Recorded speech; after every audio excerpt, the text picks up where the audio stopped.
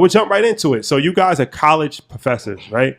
And college is something that is very it's a hot topic, and it's something that triggers a lot of emotions in people, especially nowadays. It's like anytime we put a post on Instagram about college, we get 1,000 comments and people saying like it's a scam, don't waste your money, and other people saying like all kinds of stuff, right?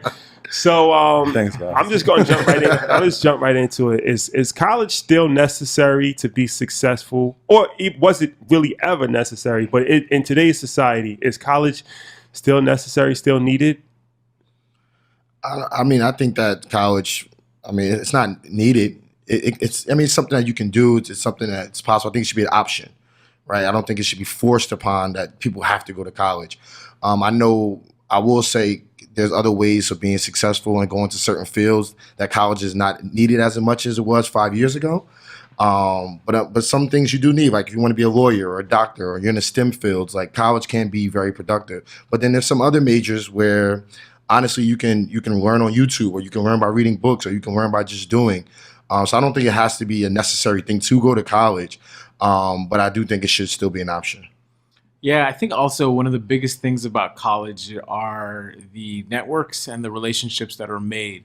So it's very far and few in between that you get to sit in a room with a doctor, a future lawyer, a future dentist, a future teacher, and have conversations that are not about your fields of study. And because we all know that once we get into our real lives after college, it starts to become a little bit closer in the bubble where you're just dealing with people who have similar interests. So college, for that particular space, there's not many other places that create that type of environment. Right. And academically, there are some fields that do still need it.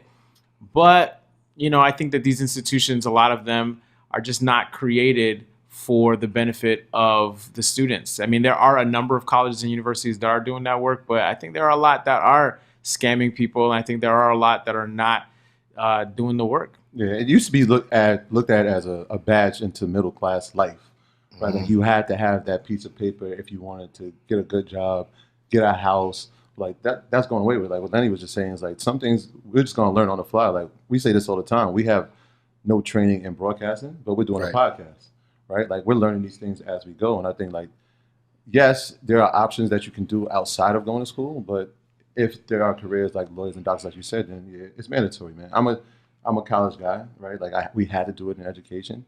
But like I said before, like I feel like I could have done it out of high school had I given the proper training rather than 7 years of dedication to that career. You know what I mean? Right. I think what college does is we live in a society where image is very important, right? So what college does is that it gives you a badge to say, okay, I have a certain level of success already built in because I've completed my degree. Yeah. So now I can at least speak to you on an intelligent level and I can be taken seriously, which is not always the case, right? Because there's plenty of people that graduated from Kanye said people graduate from college but be still stupid. Yeah.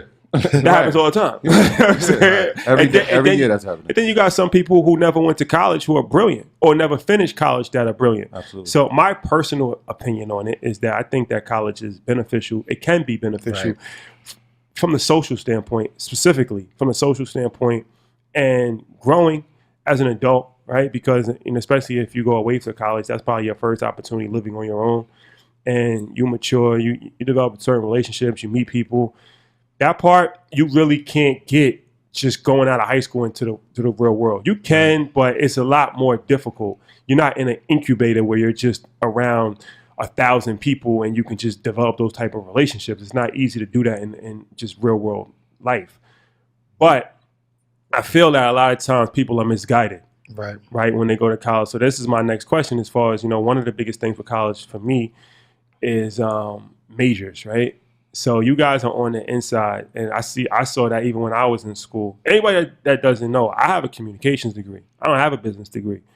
So, but when I went to school, they told me like, look, just get a degree. It doesn't matter. Yeah. If you're not trying to be a doctor or a rocket scientist, it doesn't matter. And it honestly didn't, because when I graduated, so I'm a financial advisor, but when I graduated, in order to do what I had to do, I had to pass like 3 different tests. So I had to study for like 9 months So it doesn't matter if I would have got a business degree or not. I still would have had to study. So it's kind of like I went to college after I went to college anyway. And now I have my licenses, so I can do whatever I want to do. So, but I could have had an art degree. I could have had any kind of degree, right? So how important is it to pick the right major?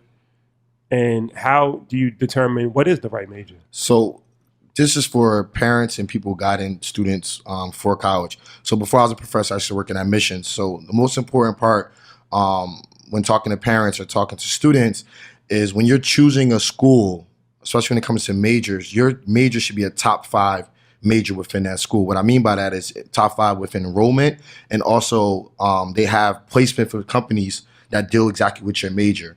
And if you're not in those like top 5 areas for your major, what can happen honestly is you can be 2 years in at the school, and if there's not enough students enrolled in that program, your program gets dropped, and now you're still at that college. So it's very important as we guide our students to tell them to go to college. Yeah, that's great, but please make sure whatever field you're trying to go into is one, a popular major within the school, 2, has the partnerships outside of the school with the different companies, and then last but not least is the mentality of knowing where the United States or where your country or where you're living at is going to be the next 5 years as far as the job market and careers and what's going to be in demand. Not what's, I always say this mentality of not 5 minutes from now, start thinking 5 years from now, right? So when you're making that decision, what does a communications degree look like 5 years from now, right? What does that field look like?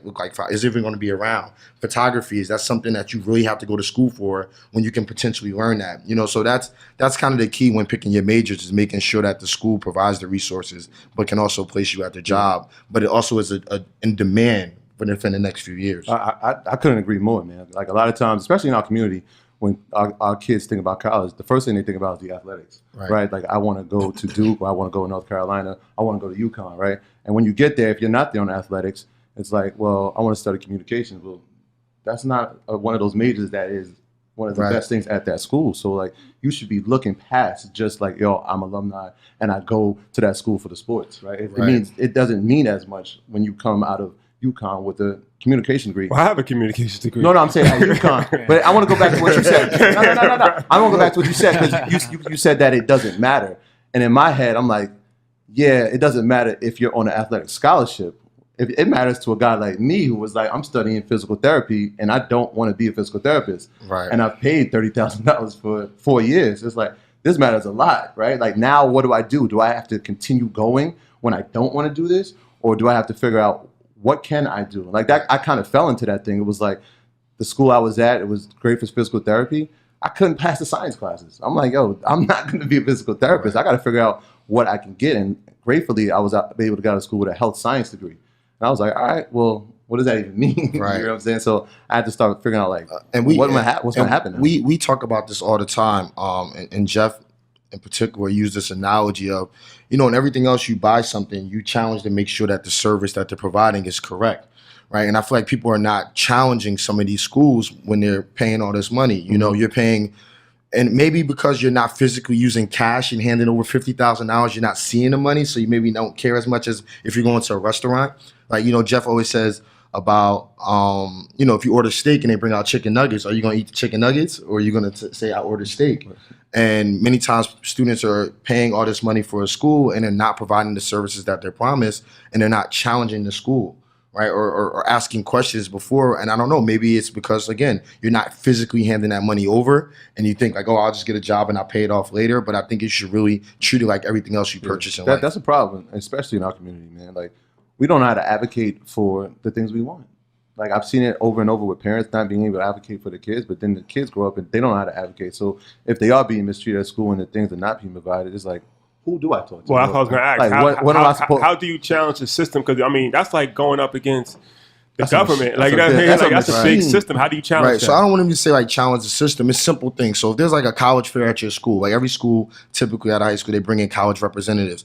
You know, instead of asking questions, like, students get these questions from guidance counselors, and some people, I don't know where they get these questions from, like, what's the percentage of student success at your school? Like, that's not a question you should be asking. You should be asking, you know, look, I want to be an engineer. How can this school help me become an engineer? How can this school help me become a biomechanical engineer? Like, whatever. What are the tools at your school to get me there? But also, is this major a popular major at your school? Can I talk to somebody at the institution, the career center, and find out how many people you placed at a job in the last 3 to 4 years? That's important. Like, you know, like those type of questions need to be asked. And unfortunately, we don't provide those resources and tools enough. And that's why we create the platform that we create. That's part of the things that we do, is to let students know, like, you do have a voice, number one, and number two, to ask those type of questions before spending all of this money. Yeah. Jeff, I wanted to ask you a question. We spoke off camera about the hidden curriculum. Yeah. So the idea, so it kind of goes into the aspect that the students don't know who to ask. So that there is that problem. I don't know where to go, and the institutions are not doing the job properly. A lot of institutions are not doing the job properly in creating a space for students to understand things like acronyms that students don't know. So I don't know what FAFSA might stand for, and that's talking about financial aid. If you don't know what that means, then you're out of luck. If you don't know what the Bursar office means, and these are the things that are just directly dealing with your money. Sounds like foreign language already. It's already, right? So you don't know what these Right. things are. So I think it's just essential for, and this is where I think the big problem is that there are institutions that are about creating careers for people who want to be educators. So they want to go up the ladder and become vice presidents and become deans and become provosts and presidents of institutions without caring about the students. So then they create these platforms and they create these spaces where the students cannot succeed. So I'm not going to sugarcoat it. There are academic institutions that are out there primarily just to build careers and primarily just to make money. The proper institutions that are doing the work are the ones that say we are going to make sure that you know who to speak to. And with the hidden curriculums, that just means that there are things that are being hidden in regular nomenclature. So it's saying we know what it is, but a 17-year-old does not know what that is. And we expect them to know what it is, then succeed in that space, and then excel beyond that. And then by the time they hit to year 2 or 3, we see the retention level drops because the student doesn't know what the term retention even means. So we're saying we want to keep you here, but are we even doing the work that needs to be done? So ultimately, at the end of the day, that's where we have to start to do more work, is saying, what are the students getting and who do they need to speak to? So to really touch on the comments that we were just saying, one of the things that I can tell all people who are sending any of their students to college or are going back to school themselves is that you have to really find particular individuals on your campus. I can't stress it enough that you have to get involved. So that means you have to find somebody who's already doing the work and make sure you align yourself with that. Find the Jeff or the Lenny on your campus and sit in their office, introduce yourselves, because what ends up happening is I'm the one that's going to put you in touch with this person, this individual to help you succeed. Because doing it by yourself is literally impossible. Now, we was talking off camera too, and it's difficult because I think my experience is a little jaded because I played basketball. So when I went to school, I was on athletic scholarship. So if anybody's not familiar, athletes, it's different, especially at a Division I school. So when I got to campus, we had our own study hall just for the athletes. We had our own advisor just for the athletes. Our books was free, and they would stay on us, like make sure like where you doing, like you just going to class. You know what I mean? It's like, so it's easier because it's more structured. But for somebody that's just going to college on their own, and especially if your parents didn't go to college, so you're first generation. Right. It's a lot that goes into college that's different from high school. Like I remember the valedictorian of my school a couple years ago, that my high school that I went to. He's a lot younger than me, obviously, and I spoke to him. He's in Harvard, and I was asking him like, "How you doing at Harvard?" And he's like, I wasn't prepared. Mm-hmm. This is the valedictorian of the school. He's a smart kid, obviously, but he's like, high school was just so easy for me. And I'm in Harvard, and it's just way different. And he was like, I never realized how much I wasn't prepared until I was in that position. And I think that happens all the time. And like you said, a lot of times, unfortunately, especially, you might have some family issues, whatever, kids just drop out. Because, you fall behind a couple semesters, and let alone not even talking about financial issues, just social issues and just dealing with school and structuring your time. It's like, how can somebody fully equip themselves for making that jump from high school to college? First, you sign up with Trill or Not Trill. But to fully equip yourself, it takes a lot. And this is where we have to really invest. We were just talking about that off camera too, about how much money you place on a college degree, whether you're going there for free or you're paying full tuition. There's no I mean, outside of a house, there's no larger investment that you're really making probably throughout your life. And in the same way that you invest in a house, you're searching for multiple houses. But then even before that, you want to know, how is the house, how was it built? What do I have to do to fix this space? What do I have to do to make sure that my family, if I want to start a family, goes in here? Right. It can't just be, let me just show up, pull up, and figure out the rest. Return on investment. Right. Mm-hmm. And so what people have to do is really start to invest in a child and a student's education before they even get in there and find the programs. Because colleges and universities, some of them will do it, but a lot of them will not, and say, listen, we're going to give you a 2-day orientation session to figure out how to succeed in college. And, you in there trying to holler at other people, you in there trying to have fun, because they're also doing that too. Because there's a DJ at that thing. Party every the registrar director's there, Yeah, you sitting here thinking like, man, I don't even know what registrar is. And I remember, like, as a college student, I was like, is it register? And they're like, no, it's registrar. And I'm like, why? What does that even mean? Right, when you're registering for class. Correct, when you're registering for class. So there are these simple little things that students aren't prepared for. And so for me, I just think that you have to invest in the same way that you would invest in a house, the same way that you wouldn't buy a car without making every possible detail before it. You have to do the same thing. And I think the key is invest past financials, because a lot of people always talk about college and investing, and it's only the financial piece. When we're saying about investing, we're saying do the research as well, and understand where college is going, what colleges are doing, the different degrees, because it can be really beneficial for you. And it's also very important, I think, what Jeff said, as far as to find people on campus that know the deal. And because that helped me out a lot, as far as like when I first got there. I had somebody, shout out to my man Jarrell, he's from the Bronx, and he was a junior when I was a freshman. He was on the team, and he was seasoned. He was there for 2 years, so he kind of explained to me, like, take this class, right? Don't do this, and have this many credits, and like this professor is cool. And he kind of walked me through it. And from there, I was able to have a smooth transition. But I think it's important to have that mentor. I don't know if schools have programs like that. They do. And then the other thing before we talk about even with the mentors is don't get too caught up on titles as well, right? Looking for somebody with a leadership title to be your mentor. There's just people on campus that literally run the campus but don't have any fancy title. Yeah, it could be the person that works in a bookstore. Right. You know what I'm saying? They see everybody. And they've been there for 20 years. So they know exactly what books to get. They know exactly where to go. There's the person who's cleaning up the student union building. They know, hey, listen, you need to join this club, or hey, you need to talk to Jeff because Jeff knows who everybody is. And so that's where, we always talk about the difference of what a mentor means.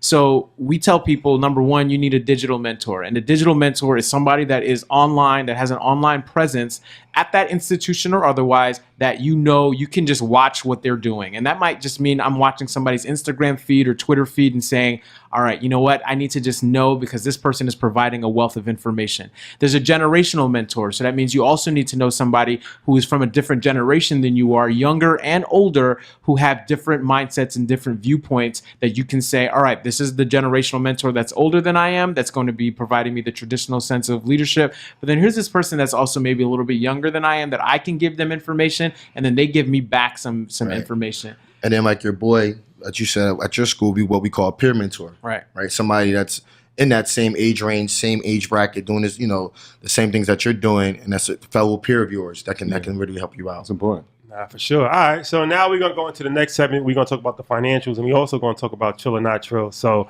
yeah, we got some. I love that part. Yeah. All right, so now we're gonna talk about the number one thing when it comes to school is how to pay for it, right? Money. Like we said, man, it's the biggest financial decision that they're gonna make, and they have, especially high school students, they got about 3 years, and you're making that decision at 18. Like a lot of people won't get approved to get a loan for a house. They probably won't. They may not get approved to get a loan for a car, but they will get approved for student loan. Nah, student loan is real, and it's something, like I said, once again, I was fortunate not to have student loan because I had a scholarship. But I have a brother and sister, and they both have student loan. I think they both still paying on their student loans. I'm still paying myself, my brother. And they both older than me. Yeah. But student loans is real. Financial aid is definitely real. All that is real. So, and you can't escape it. No filing for bankruptcy on student loan. Oh, they gonna want their money. Yeah. Rain, sleet, hail, snow. You know that. They gonna want their money. Rain, sleet, hail, snow. Sally Mae worse than 50 Cent. Man. I heard up. Navigate, thank you. So, but like, what's some hacks that parents, because a lot of parents listen to our podcast and might have children in college or children getting ready to go to college. What's some hacks that and even children or young adults can use to minimize the cost of college? One of the big hacks for high school students is taking college courses while you're in high school. Now, some high schools and some districts provide that, and they're called like articulation agreements. Another fancy word, another fancy higher ed word. But they're called articulation or dual agreements or partnerships, where a lot of community colleges now and some four-year schools are trying to build upon their enrollment. So what they're doing is they're allowing high school students to start taking classes at a lower rate or for free. So that's something to really look at in your area, your region, your district, especially within the community colleges. Your kids can take some of those level 100 courses at a lower rate. How do you Are they going on campus to do that? You can go on campus. So you can call, what you can do is you can call, most colleges have what they call like a pre-college program, pre-summer program, summer academies, and look inside of some of those programs, those summer camps, and maybe don't send your kid to maybe a sports camp in the town. You send them to a business academy camp at like, let's say a PACE university, and then they can potentially get credits for class while they're at that camp. So that's a way to kind of look at it. I would look at your local community colleges first. Give them a call. A lot of them do allow high school students to take classes on Saturdays and at night. So that's something that you can definitely look out for. And you can go in as what they call another fancy college word, like a non-matriculated student. That's a good word. Yeah. I know that word. I think another thing too is to just be honest about going to community colleges. So community colleges are way less expensive than four-year institutions are. Right. And so if your student is not fully prepared, because they just don't know. I mean, at 18, you just may not know. And at 18, I thought I was going to be a high school basketball coach teaching English classes in my old high school. And that's what I thought I was going to do. Right. And I went into college thinking that was the plan. And I realized that I didn't want to do that at all about 2 years into the game. And so I don't know if community college was particularly for me, but I paid for those 2 years, and I paid a lot of money for those 2 years. And for some people who are just not quite sure if they want to go to college or if this institution is, go to a 2-year and bang out 2 years of college that are going to be a lot less expensive, and then succeed at those 2 years, and then you can get into whatever school you want. I mean, Harvard is giving away full scholarships to students who excel at a community college, Right. as are so many other excellent institutions. So, I think that's another way to minimize some of the costs. And another thing I wanted to add is alumni offices are a secret, hidden money giving space. It's called advancement, at most universities, but your alumni offices are always collecting money from donors who are saying, we want to give money to a Black male student from upstate New York Right. who enjoys watching soccer. And they literally will say, that's the only way we're going to give $5,000 to this program. Or we're going to give $5,000 to a student who's involved in the Haitian Students Club. And that's the only way we're going to give $5,000. I donate to my school, Right. and I give money only to the Black Student Union that she helped shape my career. So we have money that we give to, you have to be involved in that club. But students don't know because they don't always announce those scholarships. They're just there on the website Right. that nobody knows. So I tell students once a month, go into that office and say, are you offering any scholarships? Right. And they will be there. And then for those people, I mean, we both did it. We both donated and created our own scholarships. I created one at a community college, created one at this high school. And for those people that are watching that don't know how to give back money, you can call the foundations and advancement and alumni offices at these colleges and do a $250 scholarship or a $500 scholarship to help students as well. Another misconception is that you have to finish a community college in order to transfer. That's not true. Every school is different. So, for example, in New Jersey, where I live, there's two things that I want to kind of put out there. There's two things. In New Jersey, let's say you have 12 credits in a 2.0, you can transfer into most four-year state schools in New Jersey. 2.5 into most state schools in New Jersey. New Jersey also has another program, and most states do have programs like this called NJ Stars, where a student maybe didn't do particularly well in their SATs, but they're in the top 20% of their top 10% of their class. And if you're in the top 10% of your class, you go to college for free, community college. Then when you go to community college, if you get your associate's degree and you have a 3.2 GPA, you can get another scholarship to go finish your bachelor's degree at a 4-year college, and that'll be at NJ Stars 2. So NJ Stars 1 is community college. You can transfer out, and then you go into NJ Stars 2. So these are the type of programs that they have in a lot of. I just know that particular because I'm from New Jersey, but they have these type of programs within the states. So don't get too caught up saying, "Well, I'm top 20% of the class. I want to go to this big school." Yeah, your top 20% might be different from another high school. So you might not get as much money as far as scholarships. So take advantage of the scholarships that you do have, maybe at that community college, and then go on and then potentially transfer and get scholarships as well. So because there's transfer scholarships too. Yeah, as you're talking, I'm listening because we do this this project with the kids who are going into college. Like even saying associate's degree, they like have no idea. So that's traditionally 56 credits. Right. And then obviously a bachelor's is when you finish traditionally 120 credits of school. Right. That might take 4 or 5 years. Hopefully, right? Because it's going to cost you every time you don't. But and on top of that, after a certain amount of credits, after I think 160, I want to say, you run out of financial aid. Yeah. So you can just continue to go to school. They'll let you go to school. They don't care. But your financial aid you can exhaust your financial aid. That's important. And I was going to say, like, in addition to that, like there's a misconception with community college, like you said, like.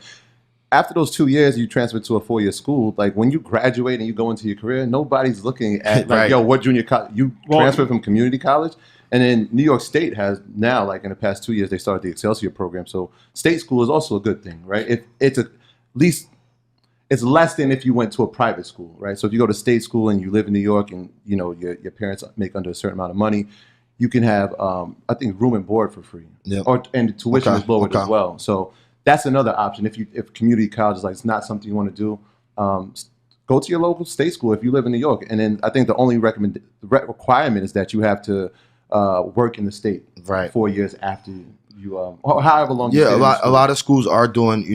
If your parents make $70,000 or your household income is $70,000, you go to school for free. Right. That's something that's happened in New Jersey where all the community colleges will be free starting September. These are the type of programs that you should know. But most importantly, you just brought up a really good point. Understand what a public college is and a private college, right? 9 times out of 10, a private college costs more than a public college. And it doesn't mean that, and it goes back to what I said earlier, it doesn't mean that they're a better school. It's literally because they're privately funded. So it's a little bit different when it comes to how much they charge for tuition. So it's very important to know what a public college is and a private and know the difference. Yeah, that's important. Yeah, because I actually did a podcast before and somebody asked me that question, and I was saying that nobody cares, like especially if you plan on getting a degree outside of the first degree. So like if you know you're going to get a 4-year degree and you're going to a 2-year school, or if you know you're going to get a master's degree, right? They only care about the last degree that you have. True. Right. Yep. And that school that you went to. So like true. Barack Obama is a perfect example. He went to his first school that he went to for 2 years is like some no-name school in California. Then he went to Columbia, and then he went to Harvard after that, right? When you hear the stories, it's only that he went to Harvard Law and he graduated from Columbia. They never say the first school that he went to. It doesn't matter. But you save a lot of money, you prepare yourself, and you grow. So a lot of times, I'm not the best person to give this speech because I went to the University of Hawaii, but you might have to humble yourself and stay home, right? And learn the ropes and, stay at home for a couple of years and then go out on your own. Or, you might just sacrifice for 4 years, stay at home, save money, go to your local school in your area, your state school. You might not get the same joy as, going out on your own and, going to a crazy destination. But the grand scheme of things, it might make a lot of sense long term. That's my story in itself, right? I stayed home. I went to school locally, right? But what I did during that time was I was able to get experience. Whereas somebody who comes out of school and is looking for experience, I already have 4 years on you. So sometimes when you go to a career or a job, it's like, yeah, you have this, but do you have the experience? Like I'm doing that as I'm going to school. And obviously I don't have to pay for room and board or anything like that. So it helped in that way. Yeah, and also look at another good point about experience. Also look at the career centers within the college. I know in my junior year, my internship was also counted as credits. So it could be considered like a co-op program. So your class can actually your job can actually eliminate you taking a certain class because the work that you're doing, the experience that you're doing is a learning experience. And then they'll give you a professor to kind of, follow you along. And then you'll write a paper about it in the semester. And not only did you get paid to work, but you also got credits, which saved you money as well. Nah. So Jeff, you have an interesting story about J. Cole. Yeah, so this is the thing about college. So this kind of goes into this conversation about how to find money and how to be more successful in it. So I went to St. John's University and I went to school with J. Cole, and I was president of our Black Student Union, which was called Haraya, and at that time we were the largest organization. They had a massive budget, over $100,000, and what we were able to do was I became president of that, and becoming president of that, they gave me a $5,000 stipend. So right there, I got an extra $5K that I didn't have for doing some student work. On top of the stipend, with that budget, I was able to also bring in a bunch of different speakers. I mean, Cornel West, Maya Angelou, all these people that I wanted to meet, we had the money to bring them in. Now, the J. Cole piece is leveraging the networking opportunity. So if you're going to go to a college, I don't care what school it is, I want you to go in there and make sure you meet as many different people as you possibly can. Get yourself into every room. And so when I think about Cole, one of the things that, I remember Jermaine was just rapping in the random open mic or rapping in the residence hall in the dorms. And then that flipped into him getting involved. He eventually became president of our Black Student Union. And then when that happened, he always had a crowd. There was always 500 people that were guaranteed that were going to buy the mixtape, that were going to come out to the show, that were going to support him at the open mic, that were going to go out to this. And me, I see it all the time as we do speaking gigs, I still perform poetry. Half of my audience are people from St. John's from my undergraduate career. So I tell people, make sure that once you get in, get yourself involved, get yourself entrenched in the university, because that's how you get them to start paying you back. And that's the thing. School's really expensive, but I'm going to find out, how do I become a resident assistant? And a resident assistant is when you're in charge of a residence floor and you're in charge of a dorm floor. They pay for your housing. And I did not pay for housing for 3 years of my college career. And when you get into those spaces, I was an orientation leader, which were the people who introduced the people when they came to college. I got paid for that. So that's where you find the money. You leverage the money by the network, by the capital of the individuals, as well as the capital that the school has itself. And you said something interesting. You said that J. Cole, being the president of the Black Student Union, he was in a unique position because he booked concerts. So then he always opened up for them, right? Yeah, it was fascinating. I mean, I remember, when I was rapping back in the day, that was the same thing. I'm like, I put on my little resume, I opened up for Kanye, I opened up for Kweli, I opened up for Common, and he did the same thing. Every time we had a major artist, he was one of the performers that opened up for it. And then that just, again, creates more leverage, creates more opportunities. You get practice, and you didn't pay a dime. You didn't pay anything. You use the studio that's on campus. You use every possible resource that they have, because they're taking the money from you. Right, seeing your tuition. They're never gonna say, hey, you know what? It's okay. You don't have to pay today. So I'm gonna say, listen, they're never gonna say that, right? So I want the studio. I want the gym. I'm taking everything that this school could possibly give me. And he was like a straight A student or something like that, right? Yeah, I mean, he was a good student from what I heard. I mean, I wasn't in the classes with him, right? But he was. I mean, and that's the thing, is that I can't stress, and I'll say this over and over again, you have to succeed in that space. So do everything you possibly can to leverage every opportunity that they have. My graduates from my school being Forbes, bag drop. Bag drop. A mic drop, bag drop. Bag drop.